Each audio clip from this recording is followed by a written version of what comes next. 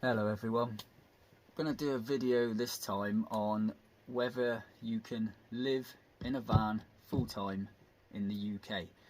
How easy it is, do's, don'ts, try and answer lots of questions people might have about it, because I've been doing it for nearly 3 years now, but between 8 and 9 months of the year.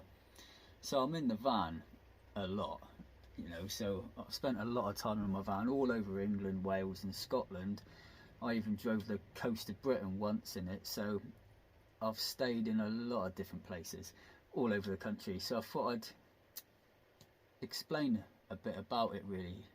Things that are easy, things that are hard, do's, don'ts, places I recommend going and not going, and try and answer questions people might have about going into van life, well, they're not sure about and all that. So I try and answer a lot of questions, like questions I had at the beginning.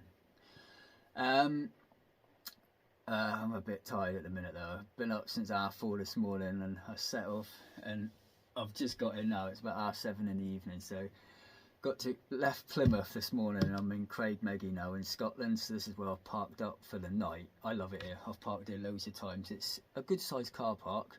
It's a donations car park and camper vans are welcome. It's pitch black outside, so I can't really at the minute. Yeah, you can't see nothing. But I'll do a video in the morning before I leave and show you where I stayed. Might even go for a walk and show you a bit of the area, because it's bloody beautiful around here. There's 8 peaks you can climb, loads of walks you can go on, and yeah, it's a lovely area. This is Craigmeggy. I'll do the video. It'll be like lots of clips over the course of, I'll probably do it over like 2 weeks, 2.5 weeks. I won't show you every single place I sleep, but I'll go all around Scotland and then down into England, probably the Lake District and Yorkshire Dales and that, and I'll show you lots of places where you can sleep, because I'm into the rural areas. I'm not going into no towns or cities to sleep in that. I hate that. But obviously if you've got a job and you live in your van, then yeah, you sleep on industrial estates and all sorts. I mean, you can sleep anywhere really. But yeah, that's the question I'm going to try and answer in this video. It might be quite long with all the clips added together over 2 weeks, but yeah, I'll tell everyone what it's like to actually live in a van full time and hopefully answer a lot of questions people have. So yeah, I'm just about to have dinner now. It's not bad, is it? Big lump of fillet steak in the back of a van. Just got to defrost it. Right, so fillet steak for dinner, bed, up early, and I'll do some more videos. Thanks for watching. Morning.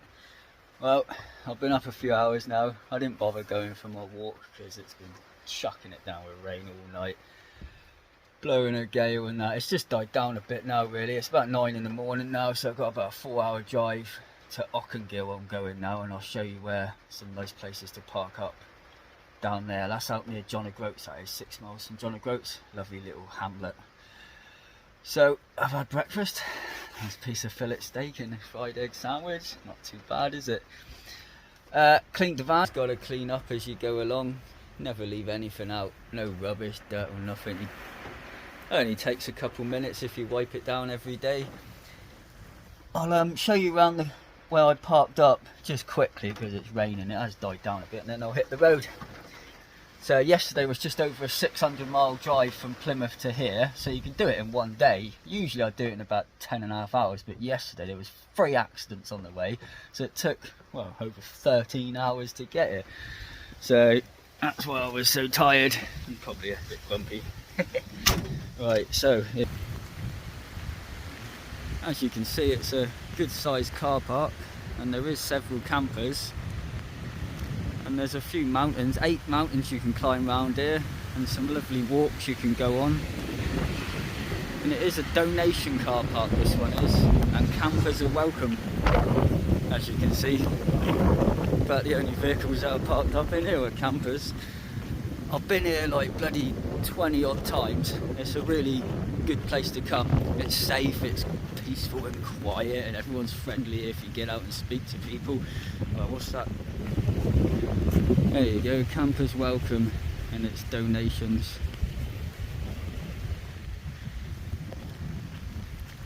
So this is a really good spot to come to, and it's like near the centre of Scotland as well. If you go down General Wade's Military Road, which is just round the corner, you'll pass a big stone and it says the centre of Scotland.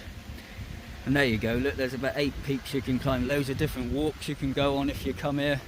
So this isn't just a place to simply park up for the night. This is somewhere where you can spend a few nights and go see what's around it. It's a national nature reserve and it's bloody beautiful. In the summer though, it gets absolutely heaving. You'll be lucky to get a space. I don't come in the summer. But it's a big car park, look, so this is one of my recommendations. I recommend this place because it's bloody awesome. You can go wild camping as well, so you can park up and just leave your van here. I'd go to the house, the office, and let them know though if you're going to be going for a few days or a week or something, because of all the mountains and everything. Yeah, you never know. They might think something's happened and send a search party out for you or something, so be mindful of that. But this is an awesome place. Right, off to the next one.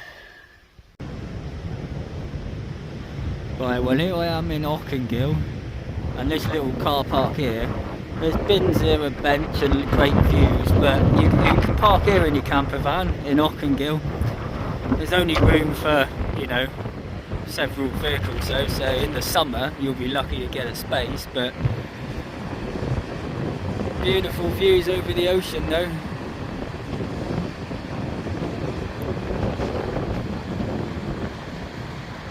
And it's really easy to find. Just search for the Brock Centre and it's a little turning on the left down a little lane opposite the Brock Centre, and it brings you to here. And there's some steps just over there that take you right down to the water.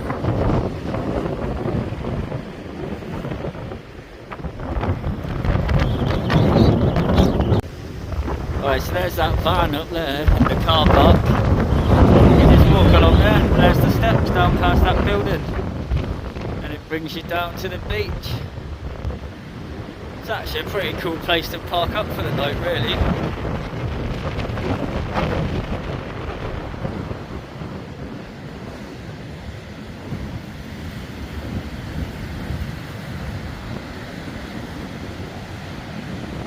And when the water's out, you can walk all around. Not now, but yeah, beautiful spot. I like Oill. Well worth visiting. Peaceful, quiet, rural. Yeah, not in the summer though. Avoid it in the summer.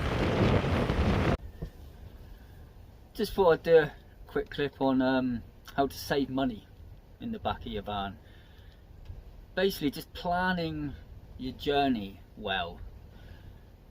Figuring out where fuel stations are mainly that are not on the services on the A roads or on the motorways. Like, take for instance when I came here this time, I left Plymouth, so I filled up in Sainsbury's at 139.9 before leaving Plymouth, and I can get all the way to Gretna Green on that before filling up in Gretna. And I worked it out because I put Google Maps on before I got there, and 5.6 miles before the slip road off the motorway there was a garage, 165.9. So it was 0.8 miles then from that slip road to the garage in Gretna, 138.9. I put 58 litres in, saving 27 pence a litre. That's basically £16 I saved filling up, just turning off for half a mile. So instead of using the motorway to go right around Gretna, I just drove through Gretna. So I didn't even add any time or miles on, but I saved £16 filling up. Plus you could look at it like I saved another £16 filling up in Plymouth before I left. It's just about planning your journey to save money on fuel.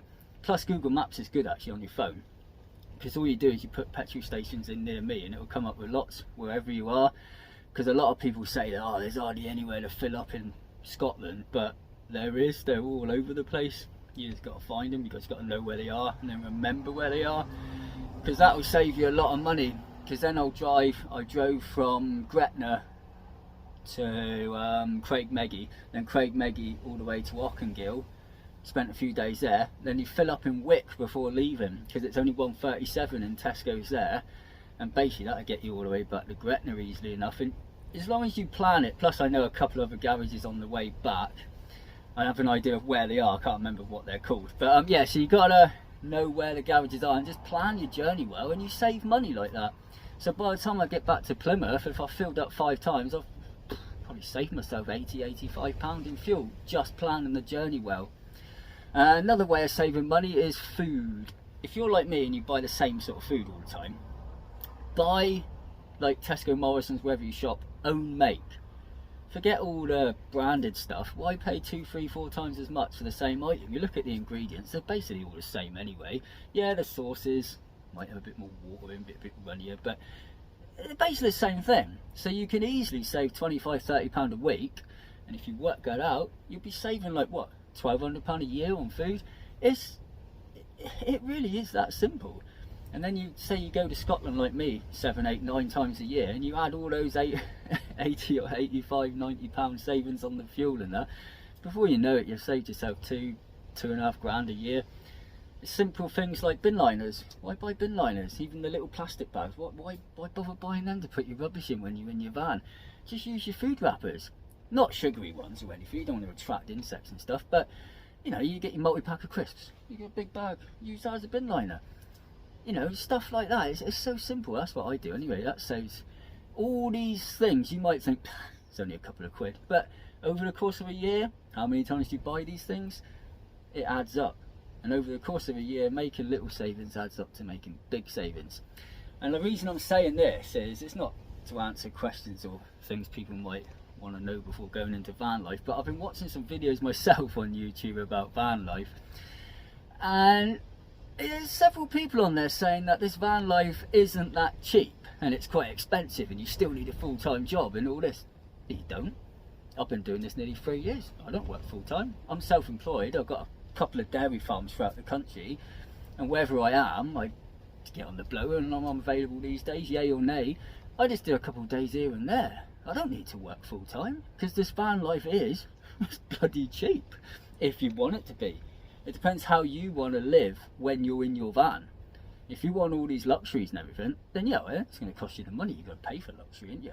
If you want to slum it like me in a real basic van, you can live for next to nothing. Seriously, you can live on hardly anything. But you pay your tax and your insurance, pay it off same month, one payment, whole year done, say it's £1,000, that's that done. You ain't got to worry about that for another year. And all it is say your MOT and your little running costs. Your main cost is your fuel. Plan your journey, save your money on your fuel. Laughing really, it is quite cheap. So that's another thing I would say, mainly to the youngsters, the younger generation, whether you're on your own or you're a couple, you're working your asses off and you're like, oh, I can't save any money because I've got all this rent to pay, paying someone else's mortgage off instead of your own, because they won't give you a mortgage because you ain't got the money for the deposit. But of course, give all that up, slum it for a couple of years while you're young, and it's a lot easier to do it, and save all your money. Seriously, if you're a couple and you're earning, say, 20–25 grand a year each, and you're living in a van with next to no overheads, I don't see any reason why you can't save 20 grand in a year. So if you do that for a couple of years, you've got a massive deposit, get your own house, you're laughing, pay your own mortgage. You can use this van life to go without now to benefit yourself in the future. But I know people don't like to go without anything these days, but I love slumming it. Feels great. You don't need hardly anything that you've got in your house to live comfortably and enjoy life. But yeah, the youngsters, that's a bit of advice I would give you actually, and it is something that I actually did do. When I used to work full-time on a dairy farm in Cornwall, I bought a camper van and he said, well, bung it on site and just live here. So I lived there. I had no costs at all. And I saved up 25 grand in 1 year, and that was it, because I didn't spend my money on anything. I was like, right, put it away, put it away, put it away. And you buy a loaf of bread for 45 pence, and you buy like tins of beans for 20p and jam for 30 pence, and you live on next to nothing. Tins of rice pudding for 25 pence. And do you know what I mean? If you're prepared to go without in the early days to benefit yourself later on, I think that's a great thing to do, and that's exactly what I did. So yeah, I just wanted to say that really. Hopefully that'll give some people some ideas or make people think about what they're going to do before they set off on their journeys, or you're wasting money on someone else's mortgage instead of saving your money. So yeah, worth thinking about. Well, now I'm in Helmsdale. Helmsdale is a lovely little village right by the sea. It's got a time span museum, and there's a few other things you can see here. There's a lot of history here as well, and this is where I'm going to park up for the night.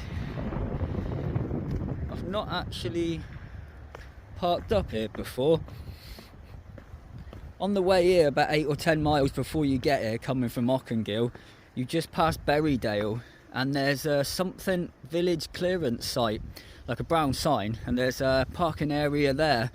I've parked up there before, that's quite nice. And there is several laybys just past Berrydale that you can pull over and park up in. I don't recommend parking anywhere in Berrydale itself, the locals don't like that. But this is Helmsdale, and this is where I'll be parking up for the night. As you can see, you can't get many vehicles in here, but I dare say in the summer it gets very busy. And you've got the harbour over there, so should be quite a nice little spot to stop tonight. Well, that's where I parked last night. There is a bin there as well, you can't see it, my van's in front of it. But yeah, there's a roundabout down there, that's Spay Bridge. And this is the river, and there's some steps right opposite the parking space. But also, I think I'm right in saying that there's a car there. There's actually like a car park area down there you can park in as well.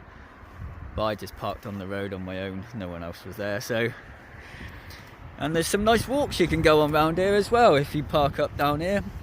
You just walk down the steps and you can follow the path all around the stream, well, the river. Yeah, and that's Spay Bridge, that is. Spay Bridge roundabout, Spay Bridge. There's also New Spay Bridge and Old Spay Bridge. There's a lot of Spay Bridges around here. But yeah, that's where I slept last night. Oh, it's about 9:30 in the morning. No alarm last night. Had about a proper lay in.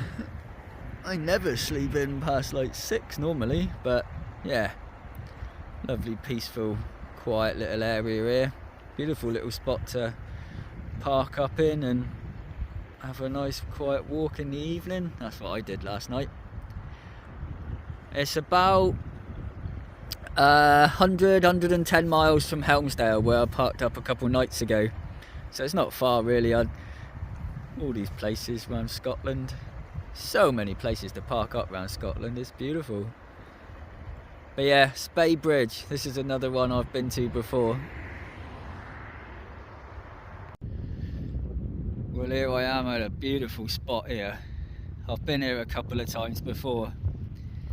It's lovely here.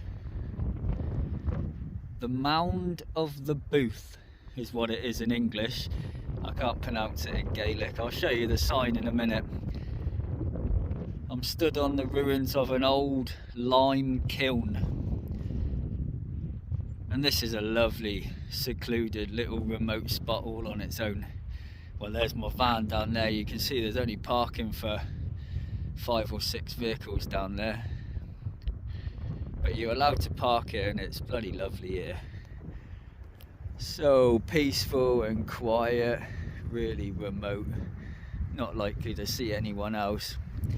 This is one of my recommendations as well. This will be the 3rd time I've stayed here, probably in the last 12 months. I do like it here. You leave the A9 and follow the signs for Trinafor, and you go through Tomphubil Bridge, and it's I don't know, 3 or 4 miles past Tomphubil Bridge, down some tiny little lanes. There is width restrictions though. 2.1 metres is the maximum width of any vehicle that can come down here, so you don't see any big lorries or Arctics or nothing, because they can't fit down the lanes and get over the tiny little bridges. So I will warn you about that, because I know some campers are bloody massive, so you might not all fit down here. But this is a really lovely spot. Hardly any cars ever go by on the road, so nice and quiet at night. There you go, that's what it is in Gaelic. Tomphubil. Old lime kiln. That's where I was a minute ago. Yeah, it's a really nice spot here. I recommend this one. There's no bins to take your rubbish home. There's no toilets. There's no nothing here whatsoever. But you're allowed to park here, so really peaceful, remote little spot. Yeah. And that's the view you've got from your van.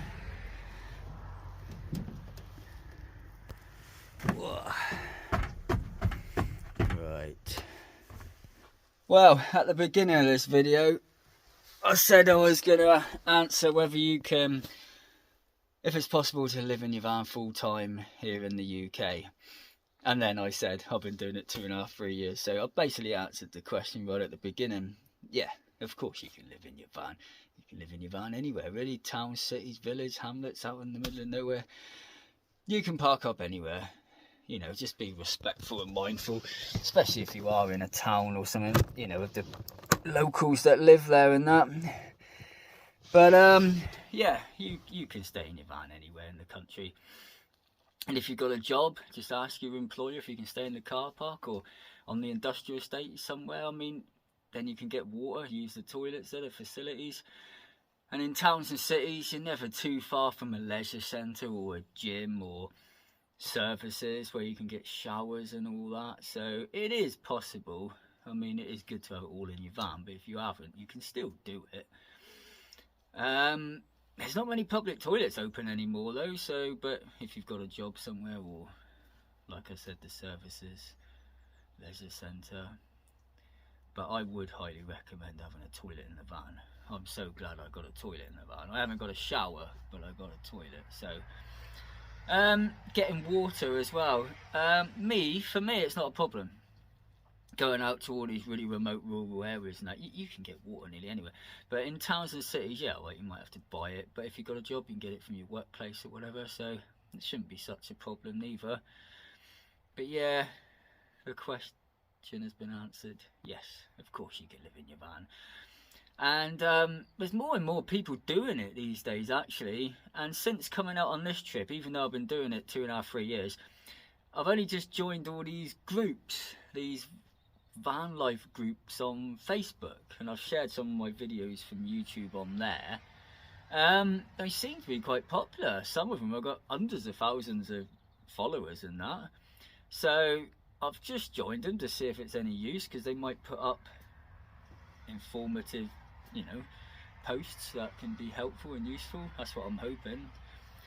So yeah, there's lots of groups out there you can join, so you can also go on there and ask questions, and lots of people will comment trying to help each other out. Like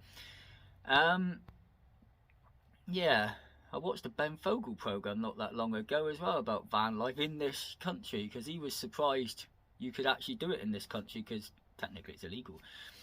That's what they say in England. I don't know if it's actually illegal or not, but you're not supposed to do it. They don't like it.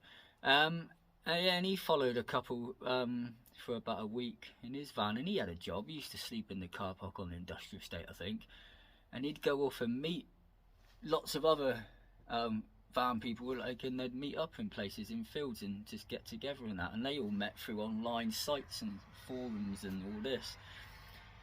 I mean, I like to just go off on my own and do my own thing, but a lot of people don't want to do it on their own. They want to feel like they're part of a community or a group and that, so that's possible as well.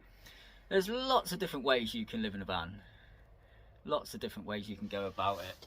And obviously, you can have a little bit more luxury than I do. I choose to be really basic, but yeah, some of the vans these days, God, if you've got the money to go buy one of these 100 grand luxury vans, I mean, there's more in there than you've got in your typical house, like. But I like it the way I do it, so I just thought I'd show people a little bit about how I do it, where I go, and you know. So I hope I've maybe answer some questions, maybe give some people some ideas, or maybe people think it is a bit safer and all that, because some people, when they go into this van life, they're scared, aren't they? They're worried, oh my god, I'll park up here, what's going to happen and that. But touch wood, I've never had any issues in nearly 3 years of doing this. Everywhere I've parked up, all throughout England, Wales, Scotland, I have never had an issue whatsoever with anyone. But tiny little villages and some towns now, just be mindful of where you park, and you know, if you're gonna park in a town and I wouldn't suggest just parking on a housing estate and staying there for days or weeks, because obviously the locals won't like it, which is fair enough. I understand that, and I wouldn't do it. But yeah, just be mindful of that. It's just how you go about it, really. Yeah. Anyway, I'll probably do one more video to end this. I'll show you where I'm going to stay out in the Yorkshire Dales. I might head off back over the border into England tomorrow and go out to Yorkshire Dales for a couple of nights. I've been out there a few times over the years, and I'll show you where I stay out there, because I've got a pretty nice spot I go to. And there's never anyone else there, so right out on the moors in the middle of nowhere, which is what I like anyway. So I'll show you how I do it. Click like, click subscribe, feel free to comment. You can share my videos as well if you want. Yeah, I'll do another video in a day or two and show you the Yorkshire Dales. I think I might have overcooked my sausages a little bit. I've annihilated them. Well, that's my dinner for tonight. Well, I stayed here in this layby last night. It's in Perthshire, next to this lovely little river, surrounded by the hills. There's actually two little laybys. Both laybys have got bins. There's a couple of benches. There's a couple of information boards about the area. And yeah, like I said, there's lots of walks you can go on around here as well. So you can explore up in the hills and have a look around. This is the sort of places I like to stop. I know it's right by the road, so cars are going by, but it's not a very busy road. It was still a really quiet night and I got a good night's sleep. But yeah, so it was about, I don't know, about an hour and a half drive from that lime kiln where I was. I spent a couple of nights out there, saw that area. That was one of my recommendations as well. And now I come out here and I parked up and I went walking around the area. And now I'm going to get back in the van and finally I might head off to the Yorkshire Dales. I keep saying I'm going to go there. But yeah, another thing that's worth saying actually, these laybys that are everywhere throughout Britain, you can park in any of them. In England, a lot of them do say no overnight parking and that, but throughout Scotland especially, yeah, you can park just about anywhere really.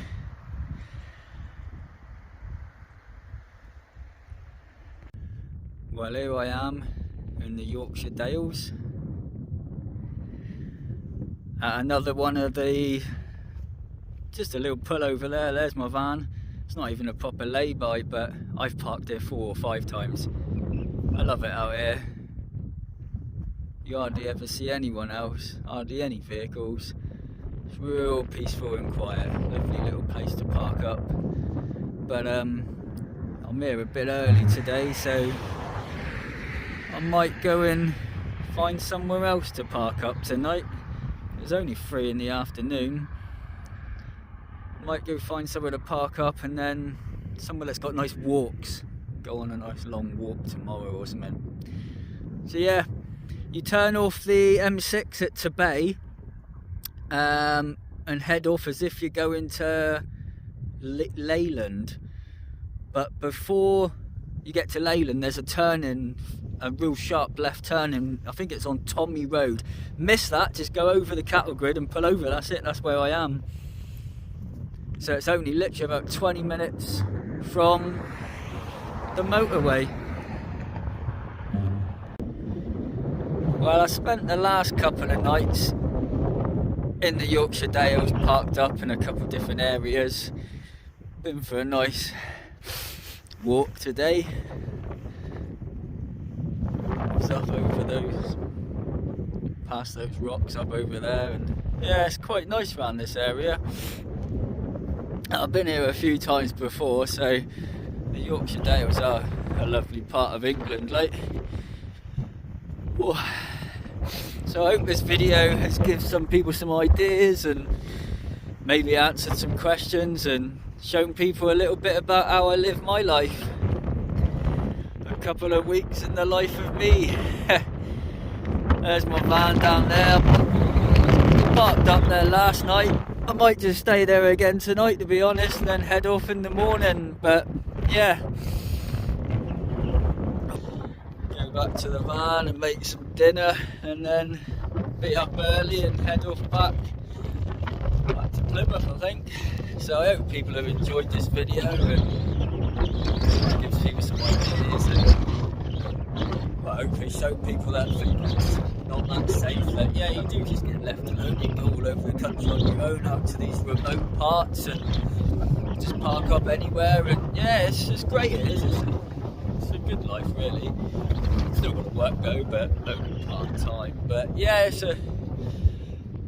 If there is any questions you've got that I haven't really answered or spoke about in this video, feel free to leave comments and that, and like and share and subscribe, and I'll do more videos, more van life videos in the future. I've shared all sorts of videos this year because I'm new to it. I just started this year in January. I deleted about 40 odd videos because people are not watching them, but this van life stuff seems quite popular, and it's how I live my life, so I might as well share videos on it, shouldn't I? Along with some camping ones and off-grid living, and I'll stick to that sort of subject in future, so it'd be good to get more likes and subscribers, and yeah, hopefully do more of this, because I quite enjoy doing these videos and that, showing people how to live my life. So thanks for watching, and see you again later. Cheers.